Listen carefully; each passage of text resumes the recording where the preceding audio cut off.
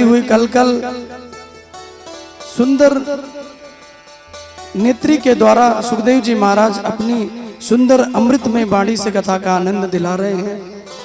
राजा परीक्षित के जीवन में बड़े भाग्यशाली हैं, बहुत कृपा है कि उन्हें भगवान का नाम और भगवान की कथा सुनने को प्राप्त हो रही है। अनेक अनेक सुंदर सुंदर भगवान की लीलाओं को सुनाया, जहां गजेंद्र और ग्राहक के भी बहुत सुंदर प्रसंग आए हैं।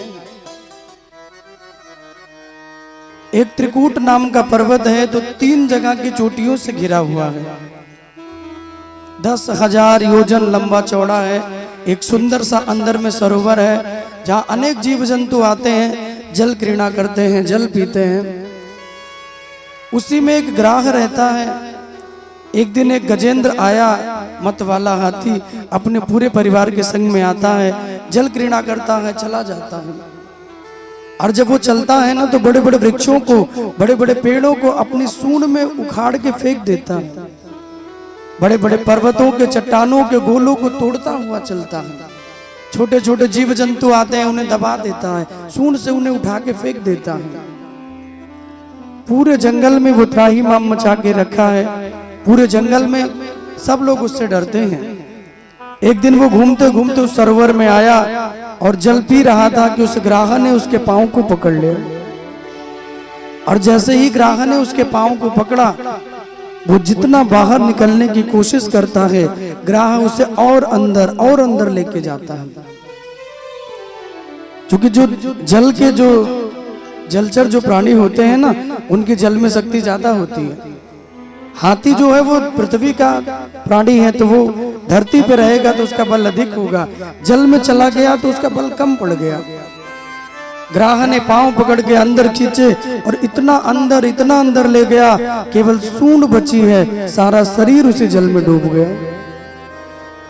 और जब सारा शरीर उसी जल में डूबता है तो पहले तो अपने परिवार वालों को बुलाया, सभी छोटे छोटे अपने बच्चों को बुलाया, मेरे प्राण बचाओ। सब ने आए, उसकी सूंड में सूंड डाल के उसको खींचने लगे। निकालने का बहुत प्रयास किया, बहुत कोशिश की, लेकिन उसे बाहर नहीं निकाल पाए। धीरे धीरे करके एक एक लोग संग छोड़ के चले गए। और जब एक एक लोग जाते रहे तो गजेंद्र सोच रहा है, जिस परिवार के लिए मैंने पूरा अपना जीवन लगा दिया, अपने पूरे जीवन को परिवार को ही मैंने समर्पित कर दिया, आज एक भी मेरे परिवार का प्राणी मेरे प्राण बचाने के लिए यहाँ नहीं खड़ा है। सब उसे छोड़ छोड़ के जाने लगे और अंत में उसे भगवान नारायण की याद आई। अपने सूंड में कमल के पुष्प को लेकर भगवान नारायण को ध्यान किया, हे प्रभु आइए मेरी रक्षा कीजिए, हे गोविंद आइए मेरी रक्षा कीजिए।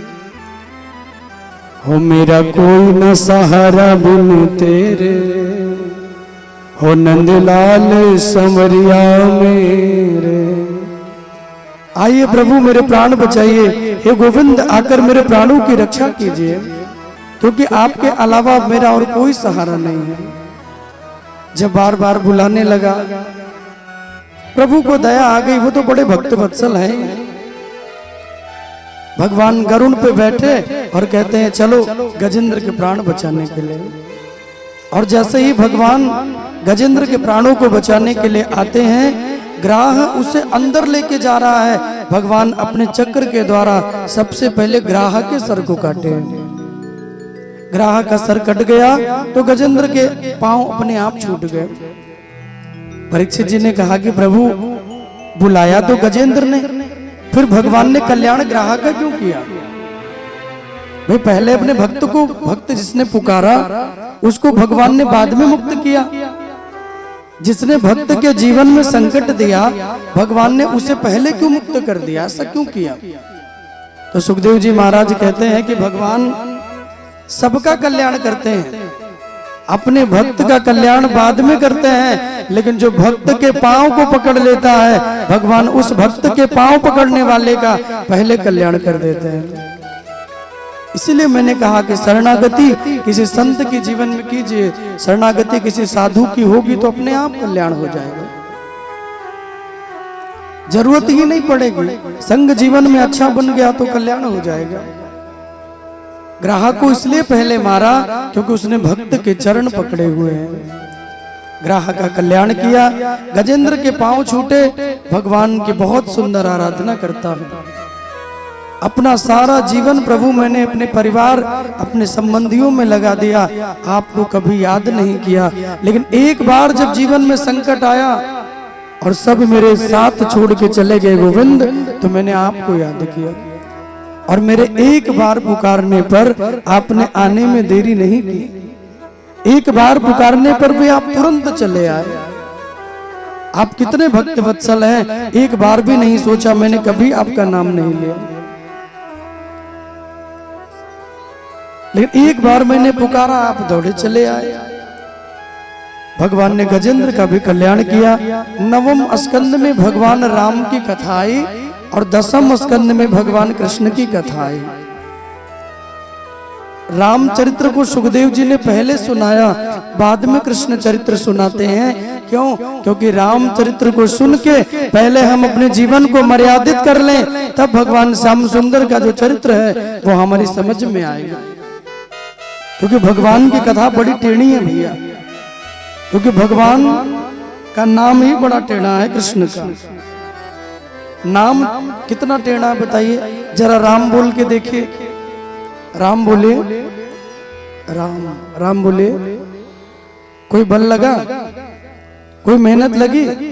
जरा कृष्ण बोल के देखिए, राम का नाम कितनी सहजता से निकल जाता है, लेकिन कृष्ण के नाम को बोलने के लिए अपनी जिह्वा को मरोड़ना पड़ता है। तो जिनका नाम उच्चारण करने में जीभ टेढ़ी हो जाती है, उनकी लीलाएं कितनी टेढ़ी होंगी, उनके धाम कितने टेढ़े होंगे, उनके नाम कितने टेढ़े होंगे। सोचिए, विचार करिए। और कभी भी आपने राम जी को देखा हो, हर चित्र में राम जी आपको सीधे ही खड़े मिलेंगे।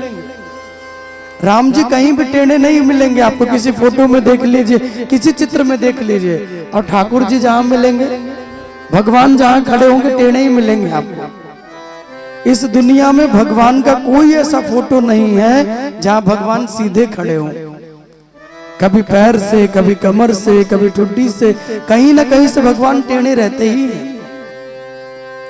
टेढ़े क्यों रहते हैं? बोले भगवान टेढ़े नहीं बल्कि सीधे हैं, लेकिन भक्त के लिए थोड़ा टेढ़ा बन गए हैं, क्योंकि कलयुग के भक्तों का कल्याण करना है ना, इसलिए भगवान थोड़े टेढ़े बन जाते हैं। वैसे तो भगवान बहुत ही सीधे हैं, तो जिनका नाम लेने के लिए जिह्वा को मरोड़ना पड़ता है, उनके चरित्र, उनकी कथा कितनी टेढ़ी होगी। इसलिए राजा सुखदेव जी राजन परीक्षित से कहते हैं कि महाराज, पहले आप रामचरित्र को सुन के अपने जीवन को मर्यादित कर लीजिए। राम का नाम अपने जीवन में पहले लाइए, तब कृष्ण चरित्र तुम्हें समझ में आएगा। जब तक राम का नाम नहीं लोगे, कृष्ण चरित्र तुम्हें समझ नहीं आएगा। और तब भगवान राम की 2 ही अध्याय में कथा सुनाई है। और राम जी का चरित्र तो आप जानते ही हैं।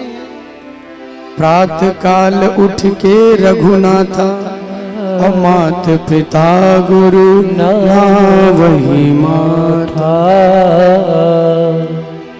आजकल का कोई बच्चा ऐसा हो जो अपने माता पिता को प्रणाम करता हो तो बताइए कि सुबह सुबह उठे अपने मम्मी पापा को प्रणाम कर ले? करता है? बहुत कम ऐसे बालक होंगे जो माँ बाप को प्रणाम करते होंगे। भगवान राम के जीवन से सीखना चाहिए। माता पिता और गुरु की आज्ञा का भगवान ने हमेशा पालन किया। आप भी अपने जीवन में भगवान राम की तरह चमकना चाहते हैं, भगवान राम के जैसा यश अपने जीवन में अगर पाना चाहते हैं, तो आप भी भगवान राम के पद चिन्हों पे चले। और वो चिन्ह क्या है? बोले मात पिता गुरु ना वही माता। जो बच्चा अपने माता पिता गुरु को नित्य प्रणाम करता है ना, उसके विचार कभी दूषित नहीं हो सकते, उसकी बुद्धि कभी दूषित नहीं होगी, जो अपने माँ बाप को नित्य प्रणाम करता हो। आयसु मांग करहि पुर काजा। भगवान आज्ञा मांग के काम करते हैं। अपनी मैया को पूछते हैं, पिताजी से पूछते हैं, आप मुझे आज्ञा दीजिए, आप बताइए मैं क्या करूं। बिना आज्ञा के भगवान कोई काम नहीं करते। माता का प्रेम देखना है तो मानस में देखिए, पिता का प्रेम देखना है तो राम कथा में देखिए। एक भाई का भाई के प्रति स्नेह क्या होता है, ये मानस आपको सिखाती है। इसलिए मानस की चौपाइयों को नित्य पढ़ना चाहिए, क्योंकि मानस की जो चौपाइयां हैं वो मंत्र हैं मेरे भाई बहन। कैकेयी जी ने भगवान के लिए वन मांगा, भरत जी की कोई राय नहीं थी। कैकेयी ने भगवान के लिए वन मांगा, क्यों? क्योंकि मंथरा ने कैकेयी की बुद्धि को बिगाड़ दिया। हमारे आपके जीवन में भी बहुत ऐसी मंथराएं होती हैं जो हम सही चलते रहते हैं, लेकिन वो हमारी बुद्धि को दूषित कर देती हैं। इसलिए संग जीवन में अच्छा कीजिए, बुराई का संग मत करिए। बुरा संग है तो आज ही छोड़ दीजिए। मंथरा कैकेयी को समझाने के लिए आती है, और कैकेयी जी का प्रेम देखिए भगवान के प्रति। जब सुनती है कि राम राजा बनेंगे ना, तो कैकेयी जी को नींद नहीं आती, इतनी प्रसन्न